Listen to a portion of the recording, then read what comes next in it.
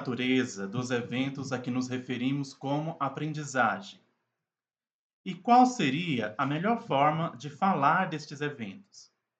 Então, quando eu olho para uma situação, para um fato, para algo que eu vejo no cotidiano, e eu digo, estou vendo um fenômeno, um evento de aprendizagem, estou vendo uma aprendizagem acontecer, qual é a natureza desse evento?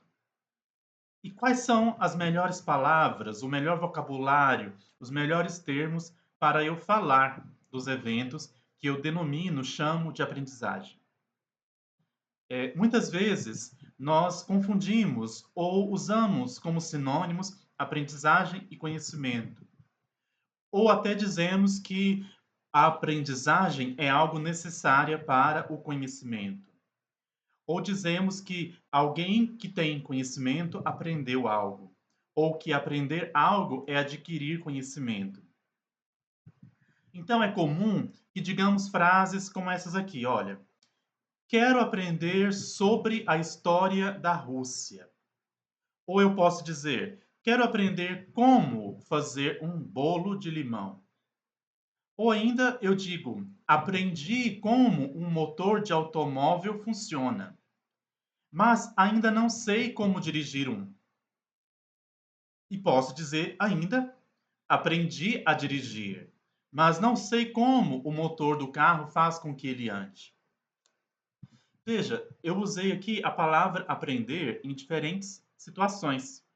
Em um momento, eu quero aprender sobre alguma coisa. Em outros momentos, eu quero aprender como fazer alguma coisa. Às vezes, eu aprendi como uma parte de um evento funciona, mas desconheço outras dimensões desse evento. Então, quando eu digo aprendi como o motor de um automóvel funciona, mas não sei dirigir um, quer dizer que, uai, eu aprendi como que acontece ali no motor de um automóvel, os mecanismos que acontecem ali que colocam esse carro em movimento. Mas apesar de saber como funciona o motor, eu não sei ligar um carro e botá-lo em movimento da forma correta. Ou eu posso ter a outra situação. Aprendi a dirigir. Eu sei como entrar dentro de um carro, ligá-lo, engatar as marchas corretamente, acelerar, usar a embreagem, os freios, sei exatamente tudo.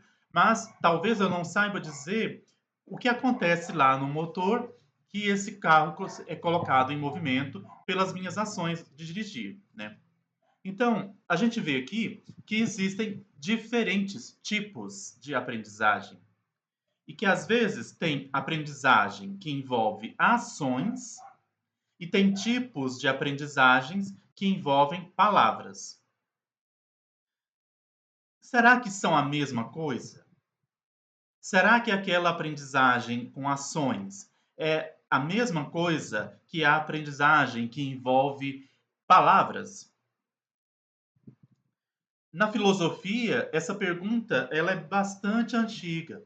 Então, os filósofos há muito tempo se perguntam, né? Qual é a diferença entre saber como e saber que? Essa é uma indagação antiga na filosofia. Aí, psicolinguistas vão dizer, às vezes, assim: conhecimento ou memória de procedimento, talvez relacionado ao saber como. Então, saber como fazer um bolo de limão, de cenoura, de chocolate. Saber como colocar um carro em movimento, dirigir um carro. É saber o procedimento. É saber o passo a passo que eu preciso fazer para realizar uma ação. Outras vezes, o psicolinguista vai dizer conhecimento ou memória declarativa. Talvez aqui se aproxime do saber que eu dizer está um dia ensolarado. Então eu sei que está um dia ensolarado, porque eu estou vendo o sol bastante alto no céu, sem nuvens e tal. Ou então eu digo, meu nome é Ildefonso Fábio Campos Ferreira Pacheco. Estou dando uma declaração. Estou declarando que eu sei o meu próprio nome. Então, talvez aqui seja um conhecimento ou é uma memória declarativa? Será que é a mesma coisa? Então, quando eu digo aprendizagem, eu preciso discriminar que essa palavra significa coisas diferentes em diferentes momentos para diferentes pessoas. Então, quando eu falo, estou vendo uma situação de aprendizagem, eu preciso saber o contexto desse fenômeno.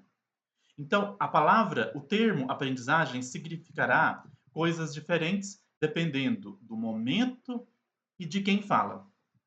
Vejamos aqui alguns exemplos adicionais.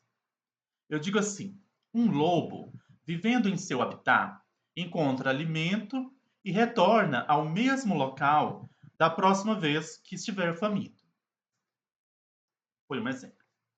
Uma outra situação: uma criança se torna capaz de ler uma história ou de soletrar uma palavra simples. Mais uma situação: um papagaio é ensinado a colocar uma bolinha numa pequena cesta de basquete sob um comando.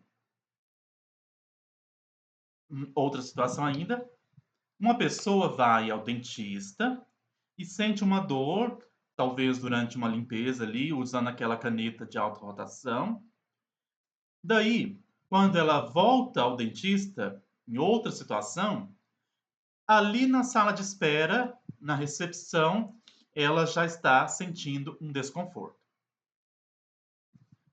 Mais uma situação aqui: um cachorro vai no quintal fazer uma caçada, um passeio, um bordejo, explorar o ambiente. Depois disso, ele passa a evitar se aproximar de porcos-espinhos, ouriços, gambás, talvez de gatos. Mais uma situação ainda: uma pessoa vê um anúncio de uma promoção em um site de roupas, daí ela acessa o site e compra várias peças de roupa aproveitando aquela promoção.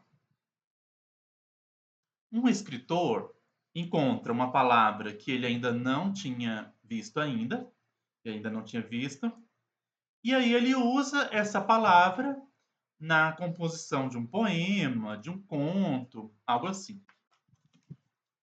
Por último, um estudante, ele lê o capítulo de um livro de química, de matemática, história, geografia, e agora ele se torna capaz de encontrar a solução para os exercícios que ele estava fazendo, perdão, um problema de matemática que ele estava tentando resolver e que antes parecia impossível. Veja, eu enumerei aqui, listei uma série de situações. Será que é a mesma coisa? Será que se trata das mesmas coisas? Veja que são situações em que um evento passou a fazer parte, algo novo aconteceu para o organismo. Um repertório novo se tornou parte. O lobo encontrou alimento. Agora ele tem uma rota onde ele vai lá para encontrar alimento. A criança antes não sabia ler, agora ela consegue ler uma história. A pessoa foi ao dentista e sentiu um desconforto. Agora, já na sala de espera, ela começa a sentir um desconforto. Veja que agregou alguma coisa, que somou alguma coisa para esses organismos. Será que é a mesma coisa a ideia de um lobo que aprendeu uma rota para encontrar alimento? Ou a situação do estudante que encontrou uma solução para resolver os exercícios dele, lá da escola, da faculdade? Será que se tratam das mesmas situações ou de situações similares que eu pudesse classificar numa mesma categoria? Por enquanto são só indagações, tá bom? Tá, então nós estamos falando de aprendizagem, então estamos tentando encontrar uma linguagem adequada para falar de aprendizagem, né? Então, e se a gente definisse a aprendizagem dizendo que ela ocorre por meio de uma mudança no cérebro? Ok, mas será que alguma vez nós conseguimos olhar para o cérebro de um organismo, o cérebro mesmo, quem está vendo aqui atrás um modelo cerebral, né? Será que se eu pegar um cérebro na minha mão, olhar para um cérebro, eu vou conseguir apontar: olha, esse organismo aprendeu algo. Será que isso é possível? Ou então, quem de nós já olhou para um cérebro e viu o cérebro fazendo alguma coisa? Será que olhou para um cérebro e falou: esse organismo está pegando uma caneta? Será que dá para ver isso olhando para o cérebro? Ou então, esse organismo está falando inglês. Será que dá para olhar para o cérebro e ver isso? O cérebro fazer algo?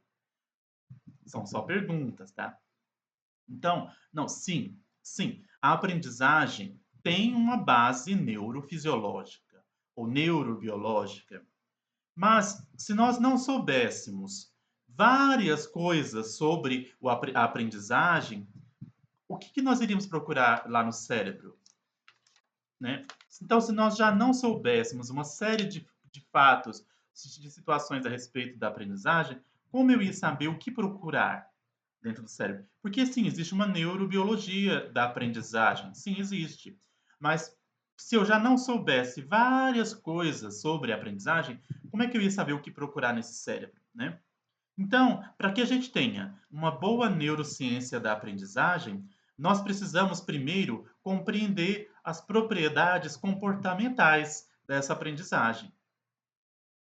Mas antes ainda de procurarmos as propriedades da aprendizagem, as propriedades comportamentais da aprendizagem, antes da gente olhar para os fatos da aprendizagem, a gente precisa entrar num consenso, num acordo de como falar dessa aprendizagem, de qual é a linguagem mais adequada para a gente falar de aprendizagem.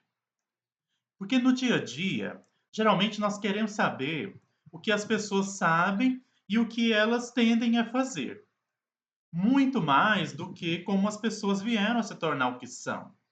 Então eu olho para uma pessoa e eu falo, essa pessoa toca violão. Como que eu sei? Porque eu vi que ela está tocando violão, ou eu a vi tocando violão. Mas aí eu paro aqui, eu falo, ela toca violão maravilhosamente bem. Ainda acrescento um adjetivo. Essa pessoa é uma extraordinária violonista. Aí eu me contento com isso. Aí eu não me pergunto como ela chegou a tocar violão tão bem. Aí eu posso assumir que, é um dom. Ela tem um dom de tocar violão. Ela nasceu para tocar violão. Mas será? Será? Porque a gente se ateve aqui, ó, na superfície. Eu estou olhando o comportamento e estou falando, ela toca violão, ok. Mas o que mais? Como ela veio a saber a tocar violão? Vamos pegar outro exemplo. Digamos que eu diga assim. Digamos que eu diga. Meu filho briga frequentemente com as outras crianças e quase nunca brinca cooperativamente. Ponto. Isso é um fato. Eu estou vendo o comportamento. Ele briga frequentemente com as crianças, com as outras crianças, e quase nunca brinca cooperativamente. Aí, eu talvez até diga: essa criança é uma brigona, essa criança é individualista, essa criança é uma egoísta, ela só pensa em si. Mas aí, pronto, eu paro aqui. Não vou olhar o que aconteceu antes para que agora eu esteja vendo essa criança brigar muito e cooperar pouco. Aí, digamos que agora eu observo essa criança e vejo que ela começou a brincar cooperativamente e passou a brigar menos. Aí eu me contento com isso. E eu esqueço de fazer perguntas do tipo: como será que essa criança passou a brincar cooperativamente e ela passou a brigar menos vezes? Porque eu posso perguntar: como que isso aconteceu? Será que foi porque as recompensas naturais da cooperação é que fortaleceu esse comportamento de não brigar e de cooperar? Ou será que essa cooperação foi ensinada, explicitamente ensinada por alguém? Ou será que o comportamento de brigar foi punido? Ou será que qualquer outro comportamento diferente do brincar cooperativamente foi punido de alguma maneira? Só perguntas, hein, galera? Então, no cotidiano, sim, é importante. Eu acho que é essencial para a nossa adaptação ao ambiente a gente buscar saber o que esperar das pessoas. A gente prever um pouco como a pessoa vai reagir, como a pessoa vai se comportar diante de algo que eu vou dizer, diante de uma situação que vai acontecer. E isso é muito útil, essa capacidade de perceber o outro, de prever as reações do outro. Isso nos capacita para essa vida de sociedade, de comunidade. Mas aí eu digo assim: aquela pessoa é expansiva, ou aquela pessoa é muito reservada, ela é extrovertida, ela é introspectiva.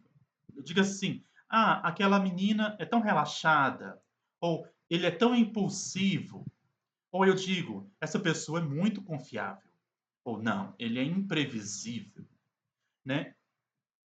Tudo isso são traços de comportamento, né? Eu olho, como é que eu falo com uma pessoa expansiva? Porque eu vejo ela se comportando e vejo ela conversando com muita gente, vejo ela toda alegre, contando histórias, contando piadas, se comunicando bem. Como que eu olho para uma pessoa e falo, ah, essa pessoa é tão reservada?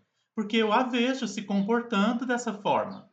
Ela conversa pouco, talvez fala aqui num tom baixo, raramente ela fala dos próprios sentimentos, viu? Eu estou rotulando com base no que eu vejo no comportamento. Outras vezes eu digo assim: aquela pessoa é tão artística, ou nossa, aquele cara é atlético, ou aquela moça ali, aquela funcionária, ela é muito sociável, ou então, nossa, aquele cara ali é tão intelectual, aquele cara, aquela moça, aquela mulher é super musical. São adjetivos também. Eu estou usando um vocabulário para dizer as atividades que a pessoa mais gosta, entre aspas. Aqui o gostar também tem um certo viés, tá? Então, eu digo, nossa, ela é tão artística, por quê? Uai, eu vejo que ela toca um instrumento musical, ou que ela faz pintura, ou que ela é uma artista que ela faz, sei lá, bordado, ou que ela faz várias coisas, várias atividades artísticas. Eu então falo, ela é muito artística. Eu vejo que a pessoa tem um senso estético, né? Mas como que ela tem um senso estético? Porque ela pratica muitas atividades artísticas. Então, quando eu falo, ah, essa pessoa é artística, ou ela é atlética, ou ela é isso, ou ela é aquilo, eu estou falando, estou usando adjetivos para descrever as atividades favoritas da pessoa, preferidas da pessoa. Mas aí eu me contento com essa informação. Quando eu digo aquela pessoa, ela é tão musical, como que eu sei? Ah, eu vejo ela cantando, eu vejo ela tocando instrumento, eu vejo ela participando de atividades que envolvem música. E vejo que ela tem uma boa rítmica, que ela tem uma voz afinada e tudo mais. E aí pronto, eu me contento com isso. Mas eu não vou me perguntar o que que aconteceu, como que aconteceu, que situações que aconteceram durante a história de vida daquela pessoa que culminou para que agora eu a veja sendo musical. Que agora eu atribua esse adjetivo a ela, musical. Então, essas palavras, esses adjetivos, no cotidiano funciona mais ou menos bem. Mas aí a gente corre o risco de estagnar, de ficar num saber, num conhecimento raso. Porque aí eu não sei o que levou essa pessoa a desenvolver o comportamento que ela exibe agora. Tá? Então, esse comportamento não me ajuda a investigar como que as pessoas chegaram a ter esses traços comportamentais que ela tem agora. Então, vou pegar aqui um outro exemplo. Imaginemos o seguinte: eu acredito que todos vamos concordar, que mentir é um comportamento indesejado. Quase nenhum de nós vai gostar de mentiras. Eu acredito que todo mundo vai falar. Mentir não é legal. E vamos concordar que dizer a verdade sim é legal. Que nós gostamos de conviver com pessoas que dizem a verdade. Beleza. Agora, imaginemos uma criança que ao longo de sua vida aprendeu que mentir evita problemas. Como que ela aprendeu isso? Digamos que um dia essa criança brigou na escola e ela puxou o cabelo do coleguinha. Aí chegou em casa. Digamos que a diretora ligou para os pais, já informou essa situação, sei lá o que aconteceu. Mas essa criança chegou em casa e a mãe pergunta: "O que aconteceu na escola?" Aí ela conta: "Ixi, eu briguei com a coleguinha, eu puxei o cabelo da coleguinha." E aí, essa criança vai ficar de castigo, leva às vezes uma surra, é xingada, leva uma bronca. O comportamento dela de dizer a verdade, mãe, eu briguei com um coleguinha, gerou uma consequência muito aversiva.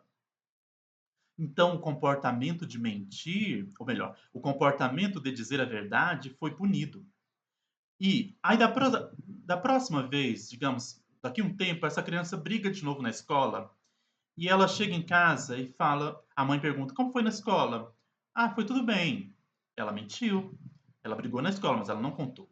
E aí ficou tudo bem, não aconteceu nada. Não teve a surra, não teve a punição, não teve a briga, não teve o xingamento, não teve o castigo.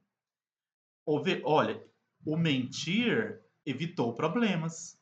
Ficou ok. Não, ela mentiu, não contou que brigou na escola, ficou tudo bem. Então, essa situação vai se repetindo. Quando ela chega e ela conta a verdade, vem uma punição, vem uma bronca, vem um puxão de orelha, vem uma surra. Aí quando ela mente, não. Quando ela mente, fica tudo bem. Então, quando essa criança crescer, a maior probabilidade é que ela continue se comportando, dizendo mentiras, porque isso evita problemas. Para ela, teve essa função de evitar problemas. Esse comportamento de mentir teve a função de evitar problemas. E daí, ela vai. Eu vou falar para essa pessoa não é confiável. Essa pessoa é uma mentirosa. Tá vendo que eu estou usando um rótulo, mas eu não sei o que aconteceu antes. Agora, vamos pegar uma outra situação. Uma criança aprendeu o contrário, que dizer a verdade é que evita problemas. Dizer a verdade evita problemas. Então, como que ela aprendeu? A mesma situação. Um dia brigou na escola, puxou o cabelo do coleguinha. Aí ela chega em casa, a mãe, o pai pergunta: como é que foi na escola, filha?" "Ah, eu briguei com a minha coleguinha." E aí esse pai senta, escuta essa criança de forma empática, acolhedora, me conta como que foi. Olha, explica para ela, olha, brigar não é legal. Então esse pai, essa mãe, senta com essa criança, explica as consequências desse mentir, explica que esse comportamento de brigar não é adequado, os problemas que gera. Então, dizer a verdade não houve uma consequência aversiva. O dizer a verdade evitou problemas. Então, ela disse a verdade e ficou tudo bem. Ela disse a verdade e foi acolhida. Então, essa criança vai crescer, à medida que isso vai se repetindo, que quando ela enfrenta um problema na vida dela, na escola, na comunidade, e que ela diz a verdade, ela, ela evita problemas dizendo a verdade. Então, quando essa criança se tornar adulta, a gente vai dizer: olha, essa pessoa é tão confiável, ela é tão legal trabalhar com essa pessoa porque ela sempre diz a verdade, ela é sincera. Então veja que o comportamento de cada uma dessas crianças foi modelado pelas consequências. Uma criança disse a verdade e aí ela apanhou. Em outro momento, ela disse mentiras e não apanhou. Já a outra criança disse a verdade e não apanhou. Ao contrário, foi acolhida, foi orientada. A consequência do comportamento foi uma consequência reforçadora, porque reforçou, aumentou a probabilidade do comportamento de dizer a verdade. Então, cada criança ela se comporta de modo a evitar problemas. Isso é a modelagem do comportamento em função das consequências. Então, e aí o vocabulário que a gente usa no cotidiano não nos ajuda, não nos equipara para discutir essa modelagem. Então, quando eu digo aquela criança ou aquela pessoa, ela é mentirosa, aí ponto. Eu já sei. Ela mente porque ela é mentirosa. Olha a explicação circular. Ela mente porque ela é mentirosa. Ela é mentirosa porque ela mente. Mas como é que esse comportamento foi construído ao longo da vida? E aquela pessoa, ela diz a verdade porque ela é sincera, ela é confiável. Por que que ela é confiável? Porque ela diz a verdade. Também fica em círculos. Então eu digo, esse rótulo, esse adjetivo, no cotidiano mais ou menos, porque até no cotidiano é problemático. Porque se eu só falo aquela pessoa ela é uma mentirosa, pronto, eu só já julguei, já decidi a causa do comportamento dela e paro aqui. Não vou olhar qual é a história de vida, como esse comportamento foi selecionado. E agora eu estou vendo que ela frequentemente mente, ou que ela frequentemente diz a verdade.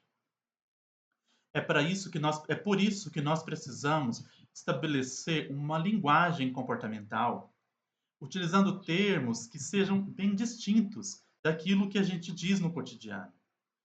Porque, vamos imaginar, a física, outras ciências também têm essa dificuldade com a linguagem. Por exemplo, na física, estou usando o exemplo da física. Então, o físico, ele fala de energia, ele fala de trabalho, ele fala de força. Essas palavras, no nosso cotidiano, têm um significado diferente daquilo que significa na física. Então, quando eu falo de energia, de trabalho e de força na física, significam coisas muito diferentes do significado cotidiano que a gente usa, esses termos. Só que o físico mais ou menos consegue driblar essa problemática, porque as pesquisas, os trabalhos do físico são distantes daquilo que a gente faz na vida cotidiana. Agora, estamos aqui no âmbito da psicologia. Então, quando eu falo de comportamento, nós estamos inseridos. Lembra lá da fenomenologia do Russell, que não tem como separar sujeito e objeto? Nosso objeto de estudo aqui é o comportamento, mas não tem como me separar do comportamento, porque só de estar aqui falando eu já estou me comportando. Então é muito fácil confundir os termos, trazer para dentro da psicologia aquele significado do cotidiano. Só que o significado do cotidiano aqui, muitas vezes, ele leva a julgamentos preconceituosos, a ideias distorcidas, que não facilita essa discussão. Então, a gente costuma falar em termos daquilo que as pessoas sabem e daquilo que as pessoas fazem, né? É o saber e o fazer. E nós só temos como observar aquilo que uma pessoa faz. Então, quando eu digo, aquela menina toca violão super bem. Como que eu sei que ela toca violão super bem? Porque eu a vi tocando violão muito bem. Aí eu digo, ela sabe tocar violão, mas esse saber é a experiência interna, é um evento privado que ela tem acesso. Só de olhar para a pessoa, eu não sei as coisas que ela sabe. Eu sei o que ela faz. Eu sei que ela toca violão e super bem, super habilidosamente bem. E eu sei que aquela pessoa ali fala inglês. Eu sei que aquele estudante resolve uma lista de matemática rapidamente. Como que eu sei? Porque com esse comportamento eu observo. O saber é interno. O saber, a pessoa que tem acesso. Talvez eu diga, olha, eu chego para vocês e falo, eu sei cantar, eu sei tocar violão, eu já estudei essas coisas. Mas só de eu dizer, vocês não têm como discriminar se eu sei ou não. Vocês só vão poder dizer, olha, o Ildefonso sabe tocar violão se eu tocar violão, para vocês verem. Então, só o fazer é que é possível observar. Então, e quando eu descrevo pensamentos e sentimentos, isso também é comportamento. Talvez seja um comportamento diferenciado, especial, entre aspas, não é bem assim, mas ainda assim é comportamento.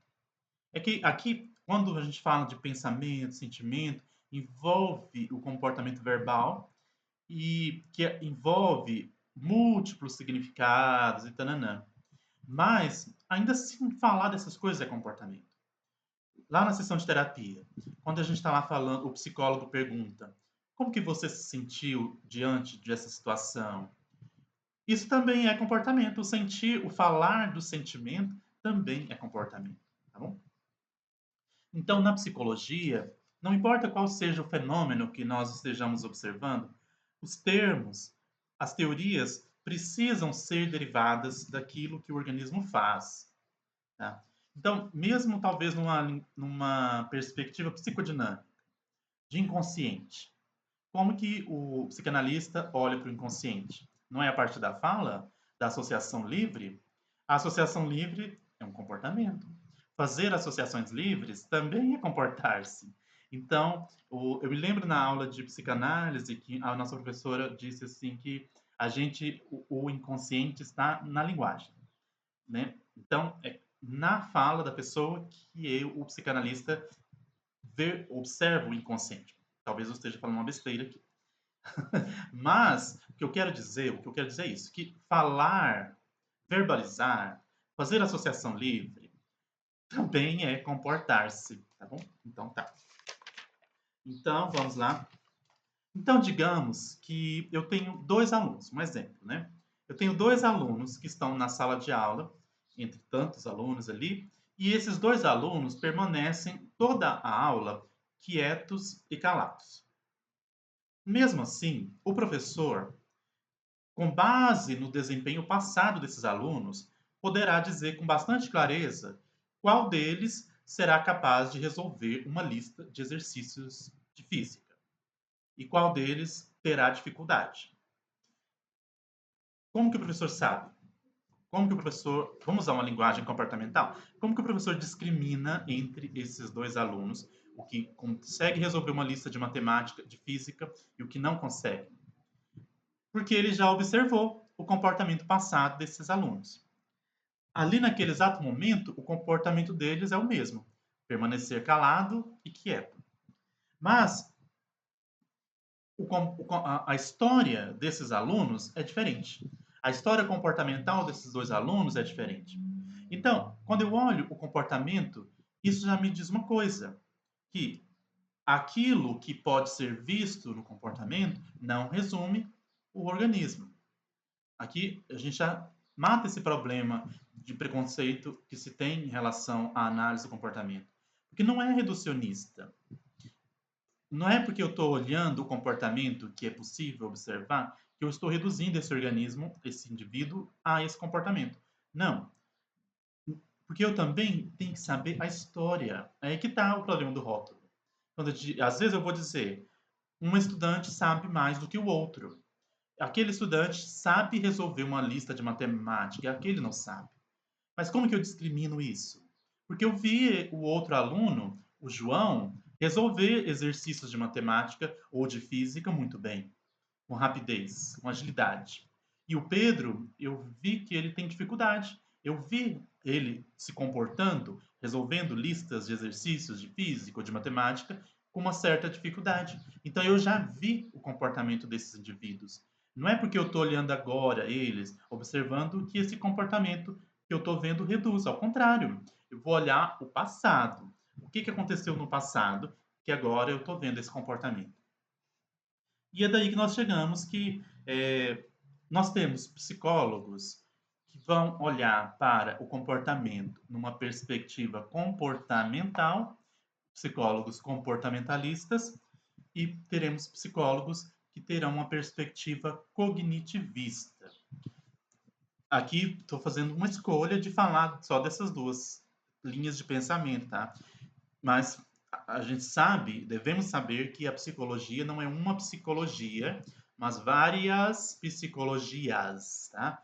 Porque é comum no dia a dia, no cotidiano, as pessoas falarem assim: eu sei muito de psicologia.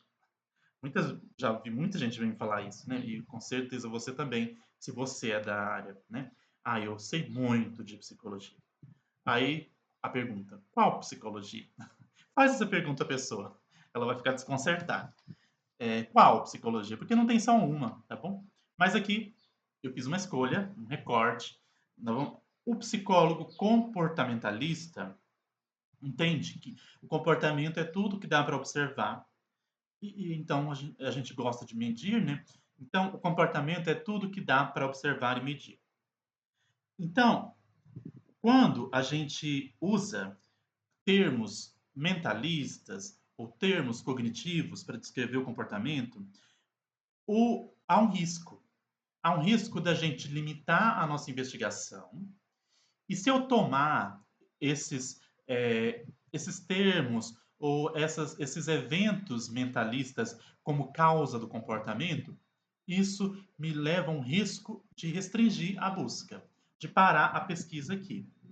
Já o psicólogo de orientação cognitivista, ele vai entender que quando a gente lida com o mundo, devem ocorrer certos processos que não dá para observar no comportamento, tá? E que esses processos que não são visíveis no comportamento, dá sim para estudá-los, dá sim para fazer deles um objeto de estudo. Essa é a perspectiva cognitivista. Então, quando eu digo frases assim, olha, eu gritei com meu colega porque eu estava com raiva. Então, eu estou dizendo que o meu comportamento de gritar com meu colega foi causado pelo sentimento ou pela emoção de raiva. Então, quando eu digo, olha, saí da sala porque estava me sentindo oprimido. Saí da sala porque estava me sentindo oprimido. Estou falando que o meu comportamento de sair da sala foi causado pelo meu sentimento de estar sentindo oprimido, de opressão. Ou então eu posso dizer, olha, escolhi psicologia porque tenho um palpite de que vou ganhar bem nessa profissão. Tomara. Então, eu estou dizendo que o meu comportamento de escolher psicologia foi causado por esse meu palpite, por essa minha intuição, que provavelmente eu ganharia bem. Então, muita gente vai dizer, ah, psicólogo comportamental não gosta de sentimento, de emoção. Nada disso. Então, para o psicólogo de orientação comportamentalista, ideias, sentimentos e intuições são sim parte do mundo, dizem respeito ao mundo e se originam em nossas experiências com o mundo. Vamos dialogar um pouquinho com a fenomenologia, né? É o ser no mundo, o ser é inseparável do mundo. O sujeito e o mundo são inseparáveis. Aqui também, tá? Só que o comportamentalista ele vai criticar o fato de invocar as ideias ou os sentimentos ou as intuições como causa. Então, a raiva não é a causa da briga, do bater, do agredir. O, a intuição, o sentimento, não é a causa do sair da sala. Não é o agente causal.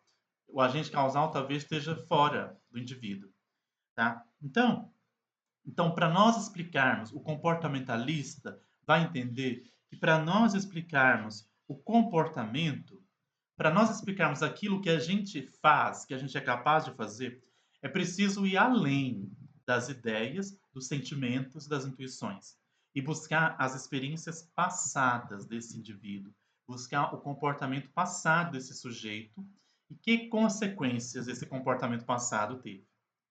Já um psicólogo de orientação, uma psicóloga, um psicólogo de orientação comportamentalista vai olhar para o mundo e vai pensar que, às vezes, por exemplo, eu estou tentando lembrar uma palavra que está aqui na ponta da língua. Ou então eu me debruço para resolver um problema e eu me empenho bastante. O cognitivista vai olhar para isso, esse tentar lembrar uma palavra que está aqui na língua, na ponta da língua, ou se debruçar por um problema, em cima de um problema para resolvê-lo, como processos que não são visíveis, processos internos, privados, cognitivos ali, neurais e tal também, que não estão visíveis no comportamento imediato observável, mas que sim dá para estudar esses eventos internos, tá? E que se a gente descobrir que processos são esses, nós seremos capazes de entender ainda mais o processo de aprendizagem, ok?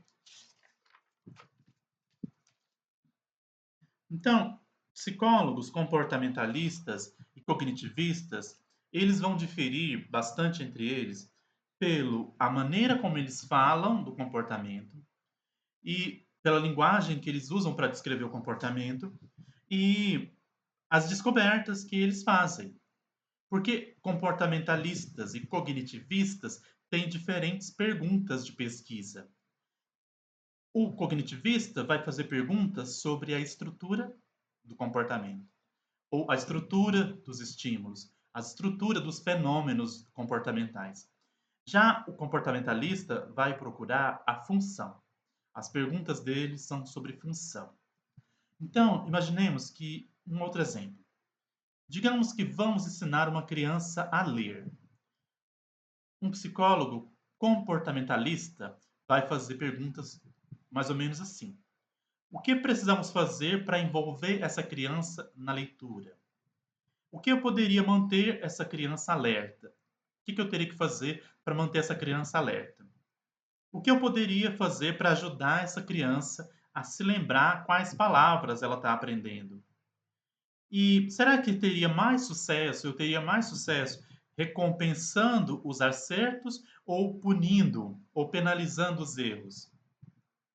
Então, quando eu estou planejando consequências para o comportamento, eu estou investigando função.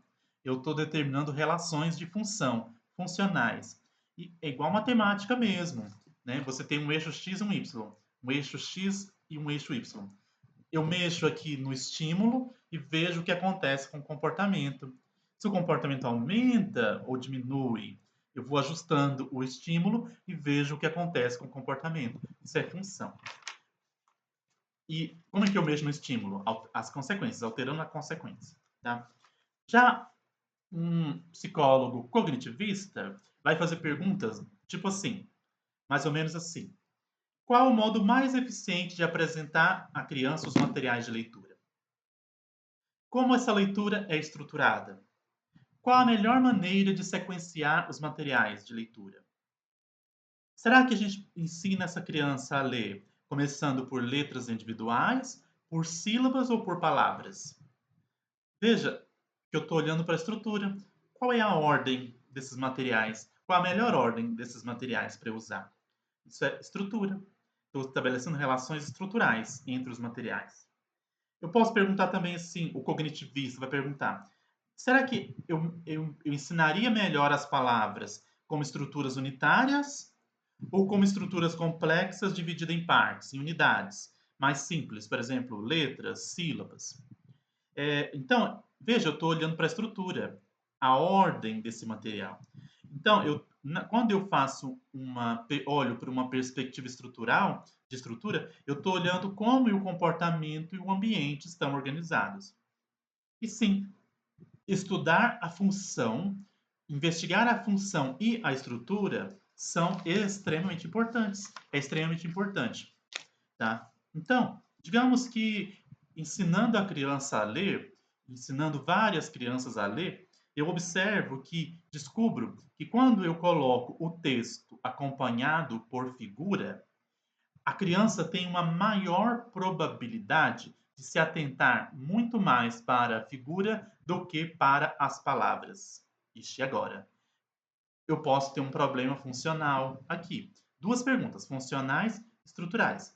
De um ponto de vista funcional, então eu poderia, olha, será que eu melhoraria o ensino da leitura se primeiro eu colocasse as palavras e na página seguinte a figura? Então, na primeira página eu coloco a palavra bola. Na página seguinte, no verso, eu coloco a figura da bola. Será que melhoraria a leitura, o ensino? O professor poderia utilizar dessa informação e discriminar se a criança está realmente lendo a palavra bola ou se ela está adivinhando a palavra bola pela figura. Então, ela mostra a palavra bola, do outro lado, a figura da bola, e ela vê se realmente a criança está lendo a palavra bola. Ou ainda, poderíamos criar um programa de computador que a criança teria que ler corretamente a palavra bola para que fosse exibida a figura da bola. Então, um programa de computador, a criança leu bola, aparece a figura da bola, como consequência do ler, viu? Então, estou estabelecendo relações funcionais. Agora, o problema estrutural seria assim: Que figuras deveriam acompanhar? Que figura de bola representaria melhor a palavra bola? Né? Qual seria a melhor ordem? Primeira figura, primeira palavra? Qual seria a ordem adequada para apresentar? Então, psicólogos interessados em problemas funcionais usam mais uma linguagem comportamental. Psicólogos interessados em problemas estruturais vão geralmente usar uma linguagem cognitiva ou mentalista. Tá? Então, os comportamentalistas e cognitivistas, eles tendem a investigar problemas que têm vínculo, relação com a linguagem que essa perspectiva usa. Então, um experimentador que está investigando função, preocupado com a função, ele vai estudar as consequências de relações particulares entre eventos ambientais específicos e as ações. Acontece um evento ambiental, acontece uma ação, qual é a consequência? Qual é a relação?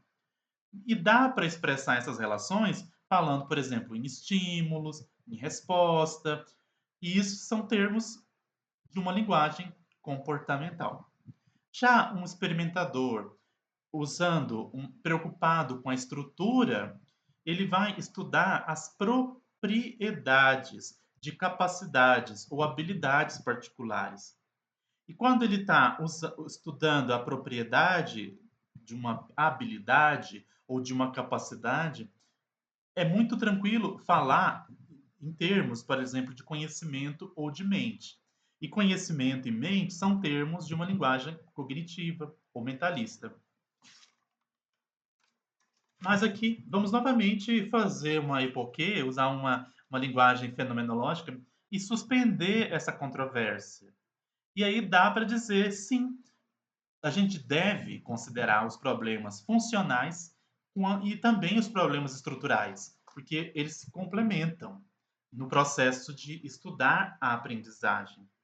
Então agora, seja investigando a função, seja investigando a estrutura, nós podemos falar do comportamento dos eventos usando três termos: antecedentes, o comportamento e as consequências.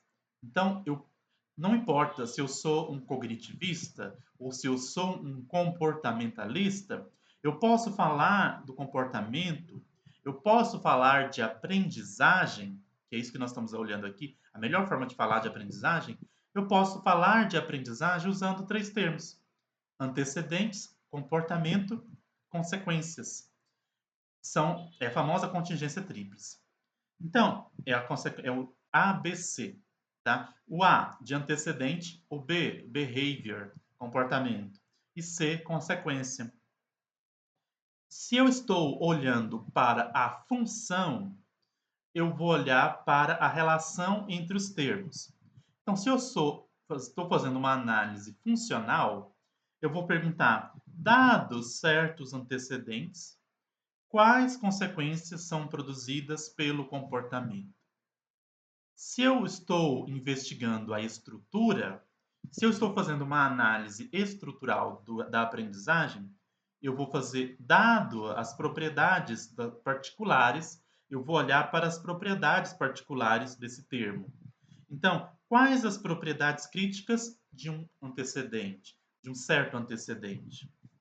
Então, psicólogos de orientação cognitivista e de orientação comportamentalista, eles vão divergir, eles vão diferir na linguagem que eles utilizam e nos problemas de pesquisa que eles propõem. Mas eles vão convergir num ponto. Comportamentalistas e cognitivistas, e é aqui que eu posso dizer que eu me identifico com ambos, porque eles confiam no método experimental. Eles ancoram os seus conceitos em achados, em dados de pesquisa experimental. Sim, psicologia cognitiva, psicologia comportamental, ambas são psicologias experimentais, tá bom? Então, como fazem descobertas sobre o comportamento? Primeira coisa que a gente precisa saber é que os eventos que influenciam o nosso comportamento não ocorrem isoladamente. Então vamos lembrar lá do Russell. Eu gosto muito da filosofia de Russell, tá bom? Da fenomenologia. Então quase sempre eu vou falar do Russell. Para a fenomenologia, sujeito e mundo são inseparáveis, e são mesmo. Então, mas a gente vai ter que fazer uma escolha. Fazer, digamos assim, olhar aquilo que é essencial, né? Olhar para aquilo que é mais relevante e deixar de lado detalhes que não são tão relevantes assim, tá? E aí nós vamos analisar as situações e analisar é aqui diferente também do cotidiano. Analisar para nós aqui é eu separar as partes e olhar para essas partes, as propriedades dela e as relações funcionais entre elas. E eu vou fazer isso partindo do laboratório. Lembra, são psicologias experimentais. Então eu vou para o laboratório. Por que o laboratório? Porque no laboratório eu posso partir de organismos mais simples. Então eu vou usar ratos, pombos, coelhos, chimpanzés, primatas, tananã. Então eu também posso ter um ambiente simplificado. Lembra, tirar os detalhes irrelevantes. Fazer uma epoquê mesmo, no sentido de deixar de lado aquilo que não tem tanto significado para aquela situação que eu estou olhando. E eu começo de eventos simples para depois ir para o evento complexo. Enquanto eu estou ali no laboratório trabalhando com organismos mais simples, ambiente simplificado e com eventos simples, eu posso desenvolver técnicas e terminologias adequadas para estudar esse comportamento, para estudar esses mecanismos de aprendizagem. E, e aí eu posso aplicar depois esses termos, essas técnicas no comportamento complexo, nos organismos complexos, como por exemplo o ser humano. Tá? Então, no laboratório também eu posso controlar esse ambiente. Eu vou estudar uma coisa de cada vez, uma propriedade de cada vez, uma relação funcional de cada vez. Eu posso excluir eventos distratores, distrações. Eu posso controlar variáveis de confusão. Tá? Então, e eu posso também desenvolver esse vocabulário que é adequado para eu falar de aprendizagem. E o ponto de partida no laboratório, já que eu estou lidando com modelos animais, são aqueles comportamentos que não envolvem linguagem. Porque quando eu envolvo a linguagem ela é um complexificador. Lembra que eu falei lá que a gente fala, exemplo, vamos pegar aqui o exemplo da terapia. Na terapia, o sujeito vai falar de sentimentos, vai falar de emoções. Vamos supor que um indivíduo na terapia, o indivíduo fala assim: "Estou me sentindo triste". Quem me garante que o significado de tristeza dele é o mesmo meu? Quem garante que o que ele aprendeu, a história de aprendizagem que deu para ele o significado de tristeza foi igual ao meu? Viu? Que é um complicador. Então, a linguagem verbal, ela é complexificadora. Então, primeiro eu estudo lá no laboratório os comportamentos que não envolvem linguagem. Depois eu vou extrapolando, vou trazendo isso para ver até onde se aplica, como se aplica no comportamento mais complexo na aprendizagem que envolve linguagem. Outra coisa que nós precisamos saber é que existe um limite para aquilo que nós podemos saber. Não dá para saber tudo. Por que eu estou dizendo isso? Porque às vezes alguém chega para a gente que é estudante de psicologia, ou já para o psicólogo profissional mesmo, ou cientista, né, psicólogo, pesquisador e tal, e fala assim: me explica ali o comportamento daquela pessoa. Digamos que aquela pessoa agrediu alguém. Aí alguém chega e fala assim: me explica lá o comportamento daquela pessoa. Mas não dá para explicar tudo. Eu não tenho todos os dados para explicar aquele comportamento individual daquela pessoa em todos os seus detalhes, porque me faltam dados, porque me faltam informações críticas, porque eu não conheço toda a história dessa pessoa. No máximo, a gente dá algumas conjecturas, algumas hipóteses. A gente faz ali um achismozinho embasado, uma opinião fundamentada, no máximo. Mas não dá para saber tudo, até mesmo a ciência como um todo, ela ainda não tem todas as respostas para tudo que a gente pergunta. Mas isso não torna os princípios da ciência inválidos. É que aí a gente tem que tomar esse cuidado, porque a gente fala assim, a ciência não sabe tudo, a ciência tem muitas lacunas. Aí a gente vai preencher essas lacunas com explicações fictícias, ou com explicações que a gente não tem como explicar a explicação, convenhamos. Então aí a gente fica tentado a preencher, porque a gente não suporta o não saber. O não saber gera em nós um desconforto muito grande. Então, a gente tem uma tendência a querer ter uma opinião sobre tudo. Eu prefiro ser essa metamorfose ambulante do que ter aquela velha opinião formada sobre tudo.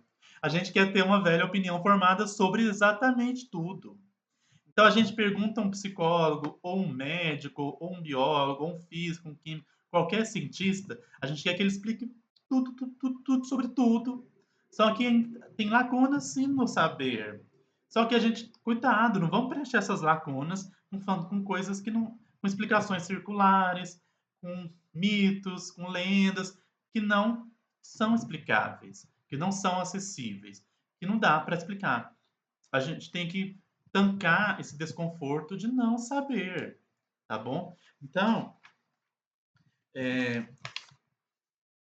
os princípios, aqui, voltando, os princípios do comportamento não se tornam inválidos, não são invalidados se não pudermos explicar cada detalhe do desempenho do organismo em uma ocasião particular.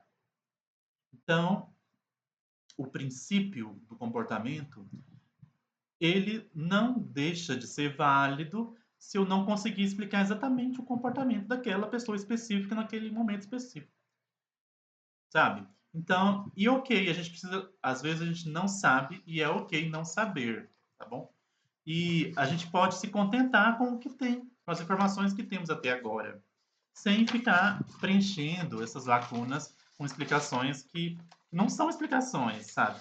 Com mitos, com lendas, com religião, com deuses e com entidades divinas, e dizer, inclusive usando os sentimentos e as emoções como explicações. Quando vamos ver depois que tudo isso são efeitos, são parte do mundo, mas não necessariamente são explicações causais, não são causas. Causalidade é uma coisa tão complexa que nem vou me adentrar. Fizemos então a revisão do capítulo 1 do livro do professor Charles Catania, Aprendizagem, Comportamento, Linguagem e Cognição. Até a próxima.